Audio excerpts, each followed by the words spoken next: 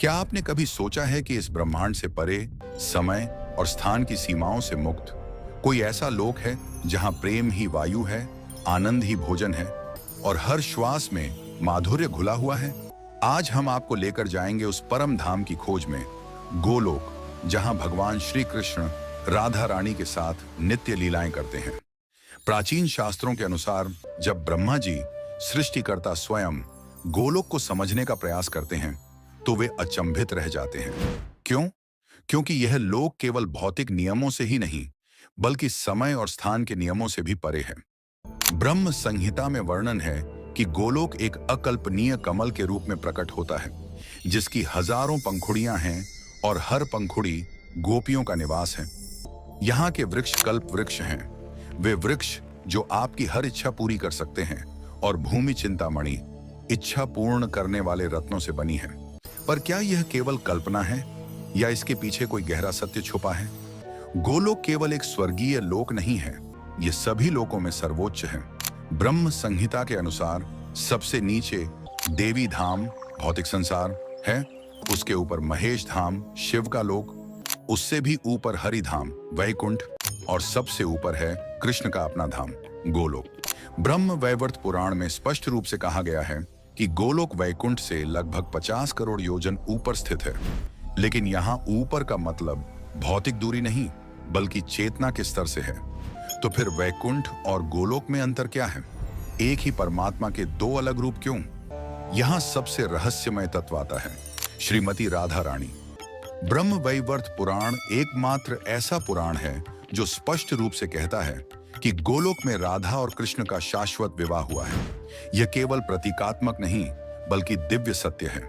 पद्म पुराण में राधा रानी स्वयं नारद जी से कहती हैं, मैं रमणी हूं और मेरी संगति में कृष्ण सदैव रमण प्रसन्न कर सकते हैं। मेरा पुरुष रूप कृष्ण है और मेरे और कृष्ण के बीच कोई भेद नहीं है। राधा रानी केवल कृष्ण की प्रेमिका नहीं है, वे आदि शक्ति हैं, मूल प्रकृति हैं। लक्ष्मी, सरस्वती, दुर्गा, सभी देवियां राधा से ही प्रकट हुई हैं। लेकिन अगर राधा और कृष्ण एक ही हैं, तो फिर उनके बीच प्रेम लीला का क्या अर्थ है? गोलोक का वर्णन सभी पारंपरिक समझ से परे है। यहाँ के महल चिंतामणि रत्नों से बने हैं, जो केवल स्पर्श से इच्छाएं पूरी करते हैं। दीवारें दिव्य प्रकाश से बनी हैं और फर्श शुद्ध भक्ति से बुना गया है। यहाँ की गायें, सुरभि गौएं, केवल पशु नहीं हैं, वे दिव्य आभा से चमकती हैं। उनकी पूंछें सोने की तरह चमकती हैं और उनका दूध अमृत के समान है। ये गायें भक्ति और प्रेम की मूर्त रूप हैं। कल्प वृक्ष, वे वृक्ष जो हर पवित्र इच्छा को समझकर पूरा करते हैं, रास्तों को सजाते हैं। यहाँ की झीलें नीले और सुनहरे कमलों से भरी हैं और हवा में दिव्य संगीत गूंजता रहता है। लेकिन यह सब देखने के लिए क्या योग्यता चाहिए? क्या हर आत्मा यहाँ जा सकती है? गोलोक की सबसे अनूठी बात यह है कि यहाँ समय रैखिक नहीं चलता, ये एक वृत्त में घूमता है। जो लीलाएं आज हो रही हैं, वही कल भी होंगी और वही कल भी हुई थी। यह शाश्वत वर्तमान है। राधा कृष्ण की रास लीला, गोपियों के साथ उनकी बातचीत, यमुना तट पर उनके प्रेम प्रसंग, ये सब नित्य चलता रहता है। यहाँ हर गोपी एक अलग भावना की प्रतिनिधि है, मधुर्य, वात्सल्य, सख्य, दास्य। तो क्या हम भी किसी न किसी रूप में इस नित्य लीला का हिस्सा हैं? हमारा संबंध इस दिव्य नाटक से क्या है? पृथ्वी पर जो वृंदावन है, वह गोलोक का ही प्रतिबिंब है। जब कृष्ण 5000 साल पहले पृथ्वी पर आए थे, तो उन्होंने अपने साथ गोलोक का एक अंश भी उतारा था। वृंदावन के हर कुंड, हर घाट, हर वृक्ष का गोलोक में अपना दिव्य स्वरूप है। राधा कुंड, श्याम कुंड, गोविंद कुंड, ये सब गोलोक के ही दिव्य सरोवर हैं जो पृथ्वी पर प्रकट हुए हैं। तो क्या वृंदावन की परिक्रमा करके हम वास्तव में गोलोक का दर्शन कर सकते हैं? इसके लिए क्या चाहिए?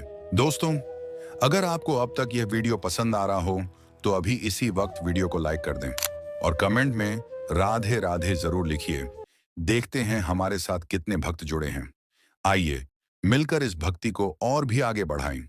शास्त्रों के अनुसार गोलोक में प्रवेश करने के लिए केवल पुण्य कर्म या ज्ञान काफी नहीं है। यहाँ पहुंचने के लिए प्रेम भक्ति चाहिए, वह भक्ति जिसमें कोई इच्छा ना हो, केवल कृष्ण के प्रति अहेतुकी प्रेम हो। गौड़ीय वैष्णव परंपरा के अनुसार गोलोक में जाने वाली आत्माएं केवल वे हैं जिन्होंने राग मार्ग की भक्ति की है, जहां भक्ति शास्त्रीय नियमों से नहीं बल्कि स्वाभाविक प्रेम से होती है। राधा रानी की कृपा के बिना कोई भी गोलोक नहीं पहुंच सकता। वे गोलोक की सम्राज्ञी हैं और कृष्ण तक पहुंचने का रास्ता उन्हीं से होकर जाता है।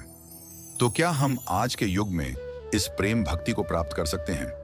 इसका रास्ता क्या है? सबसे रोमांचक बात यह है कि ब्रह्म वैवर्त पुराण और गर्ग संहिता के अनुसार कलयुग में स्वयं कृष्ण राधा के भाव में आकर चैतन्य महाप्रभु के रूप में अवतार लेते हैं। चैतन्य महाप्रभु कृष्ण हैं, लेकिन राधा के प्रेम को अनुभव करने के लिए राधा का रूप धारण किया है। उन्होंने हरे कृष्ण महामंत्र दिया, जो गोलोक तक पहुंचने का सबसे सरल और प्रभावशाली साधन है। तो क्या केवल नाम जप से हम गोलोक पहुंच सकते हैं? इतना सरल रास्ता क्यों दिया गया? आधुनिक क्वांटम भौतिकी भी कहती है कि चेतना ही वास्तविकता है और भौतिक संसार चेतना का एक प्रक्षेपण है। गोलोक को समझने के लिए हमें भौतिक दूरी नहीं बल्कि चेतना के आयामों में सोचना होगा। वैकुंठ में महेश्वर्य ऐश्वर्य की प्रधानता है, जबकि गोलोक में माधुर्य की। वैकुंठ में भगवान राजा हैं, गोलोक में वे प्रेमी हैं। वैकुंठ में नियम है, गोलोक में केवल प्रेम है। यह अंतर हमारी साधना और जीवन दृष्टि को कैसे प्रभावित करता है? सबसे आश्चर्यजनक बात यह है कि गोलोक केवल मृत्यु के बाद जाने वाला लोक नहीं है। शास्त्र कहते हैं कि शुद्ध भक्ति में जो आत्मा लीन हो जाती है, वह जीवित रहते हुए भी गोलोक का अनुभव कर सकती है। जब आप राधा कृष्ण के नाम का जप करते हैं और आपका हृदय प्रेम से भर जाता है, जब आपको लगता है कि समय रुक गया है और केवल आनंद ही आनंद है, तो आप उस क्षण गोलोक को स्पर्श कर रहे होते हैं। तो क्या गोलोक वास्तव में हमसे इतना दूर है या यह हमारे हृदय में ही छुपा हुआ है? दोस्तों, गोलोक केवल एक कहानी नहीं है, यह आपके हृदय में बसा हुआ सत्य है। हर बार जब आप निस्वार्थ प्रेम करते हैं, हर बार जब आप दूसरों की खुशी में अपनी खुशी देखते हैं, हर बार जब आप राधे कृष्ण का नाम लेकर भाव विभोर हो जाते हैं, आप गोलोक की सीमा में प्रवेश कर जाते हैं। राधा रानी कहती हैं, जो भी मेरे कृष्ण से प्रेम करता है वह मुझसे प्रेम करता है, और जो मुझसे प्रेम करता है वह अवश्य गोलोक आएगा। आज से आपकी यात्रा शुरू हो सकती है। बस एक शुद्ध हृदय से कहिए, हरे कृष्ण कृष्ण कृष्ण हरे हरे, हरे राम राम राम हरे हरे। अगर यह वीडियो आपको पसंद आया हो तो लाइक करें और कमेंट में बताएं कि आपने गोलोक के बारे में कौन सी सबसे रोचक बात जानी। अपने दोस्तों के साथ शेयर करें ताकि वे भी इस दिव्य रहस्य को जान सकें।